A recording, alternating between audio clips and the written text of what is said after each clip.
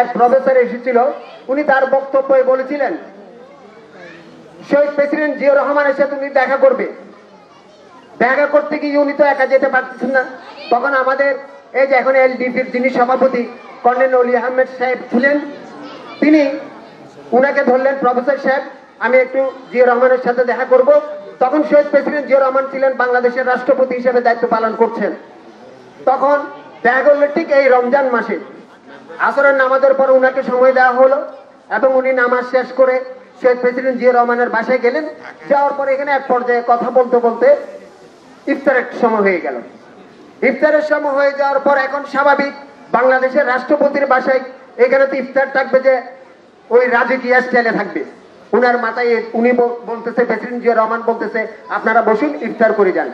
ইফতার যখন সামনে আনা হলো, দেখা গেল যে ইফতারের বাড়িতে অল্প একটু ছোলা, একটা খেজুর, দুই পিস খেজুর, একটা বেগুনি, একটা আলুর চপ, একটা ওই যে আমরা সমোসা যেটা বলি এটাই। তো যখন ডাকা হলো শহীদ প্রেসিডেন্ট জিয়াউর রহমানও বসলো, অলি আহমেদ সাহেব বসলেন এবং এই যে চট্টগ্রাম ইউনিভার্সিটির যিনি প্রফেসর উনিও বসলেন।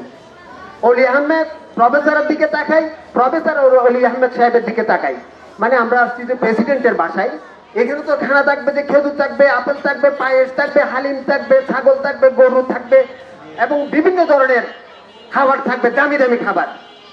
তো তখন অলি আহমেদ উনাকে চোখে ইশারা করলেন খাওয়া শেষ করো। শেষ করার পর যখন বের হলেন উনি জিজ্ঞেস করলেন কিরে ভাই এখানে তো এই যে খাবার যেটা এটা তো আমরা সাধারণত যেটা খাই, বলে যে উনার বাসায় আমরা যারা এমপি হিসেবে বিভিন্ন ধরনের মন্ত্রী হিসেবে দায়িত্ব পালন করি, আমরা কিন্তু উনার বাসায় আসলে একটু হয়তো ইতস্তত করি। তার কারণ হচ্ছে উনার জীবনযাত্রা এবং উনার পারিবারিক যে চলন, উনার সবকিছু ছিল সেটা হচ্ছে সাধারণ মানুষের মতো। কারণ শহীদ প্রেসিডেন্ট জিয়াউর রহমান বাংলাদেশের রাষ্ট্রভার গ্রহণ করার পর উনি প্রথমে যে জিনিসটা চিন্তা করেছেন সেটা হচ্ছে প্রথমে আল্লাহকে ভয় করেছেন, তার সাথে সাথে রসুলের আদর্শকে মেনে জীবন যাপন করতেন, যার কারণে বাংলাদেশে এত জনপ্রিয় ব্যক্তি এবং দল আরেকটা এখনো কিন্তু জন্ম হয় নাই, ভবিষ্যতে হবে না।